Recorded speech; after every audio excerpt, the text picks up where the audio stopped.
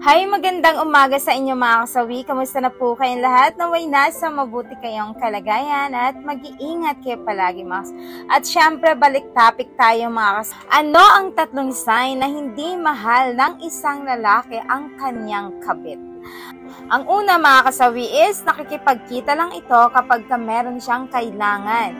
Alam nyo ba mga kalalakihan, kapag ito naman talaga ay ginagamit lang ang kabit, alam nyo ba nakikipagkita lang ito kapag meron silang gusto. Ayan. For example mga kasawi, gusto magpabili nito ng bag, gusto magpabili ng sapatos, gusto magpabili ng damit, or kahit ano. Eto ang gagawin niya ay magpaparamdam sa isang babae para naman siya ay mabilhan neto. Kasi gano'n naman yung mga kalalakihan. Kapag hindi nila mahal ang isang babae, hindi ito mag-e-effort. At higit sa lahat, makikipagkita lang ito kapag meron silang ginugustong gawin sa kanilang mga kababaihan, mga kasawi. Ayan yung ating una na sign. Pangalawa mga kasawi is, pakikipagkita lang ito kapag kailangan niya ng jug-jugan. Ayan. Alam nyo ba kapag hindi pinagbigyan si Mr. ng kanyang legal wife na asawa, syempre ang lalaki na naman ay makipagkita ito sa kanyang kabit para lang makipag-jug-jugan. Pero after all, wala na siyang gagawin pa and uuwi na ulit ito sa tahanan ng kanyang legal wife. Kumbaga hindi niya masyadong sineseryoso ang kanyang kabit. Kung talaga may kailangan lang siya, ganun na yung gagawin niya, dadatnan panawan niya lang talaga ito.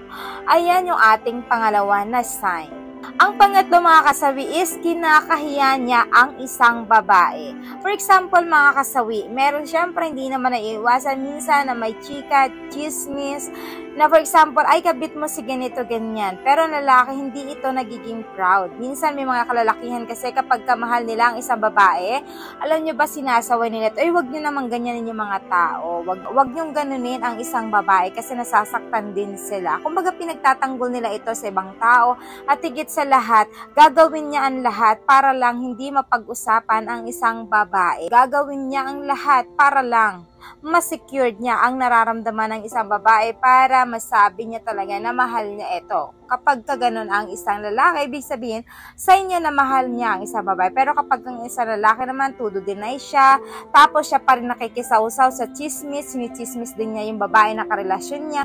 So, ibig sabihin, hindi niya talaga mahal ang kanyang kabit. May mga kailangan lang siya, kaya niya ito ginagawa at nangangabit siya na hindi na ibibigay sa kanya ng kanyang legal wife na asawa. Ayan yung ating pangatlo na sign. At syempre, hindi mawawala yung ang advice sa topic na ito. Lagi niyong tatandaan sa mga kalalakihan. Kayo ay paglalaroan nyo lang ang mga kababaihan, mas maganda na huwag nyo nang ituloy kasi minsan baka mamaya ay makarma ka din. Kasi baka gawin din ito sa'yo ng iyong asawa. At higit sa lahat, nakakasakit din ito kapag once na kayo ay niloloko nyo ang mga asawa ninyo at inyong mga kabit ay pinaglalaroan nyo lang. Kasi ang ending baka bumalik sa'yo ang karma, mas masakit yun. Kaya kung ayaw mo na makapanakit ng ibang babae, mas maganda na makontento ka sa iyong asawa at huwag ka nang magloko pa para ang ending ay happy ang inyong pagsasama na mag-asawa. Yan lamang po mga kasawi ang aking advice. Maraming salamat po sa patuloy na pagsuporta niyo sa akin, sa walang sawang pag-share at pag-comment. Sa mga hindi pa po nakapag-subscribe, pwede na kayo mag-subscribe, pwede na rin kayo mag-follow para updated kayo sa topic ko araw-araw. Magandang umaga.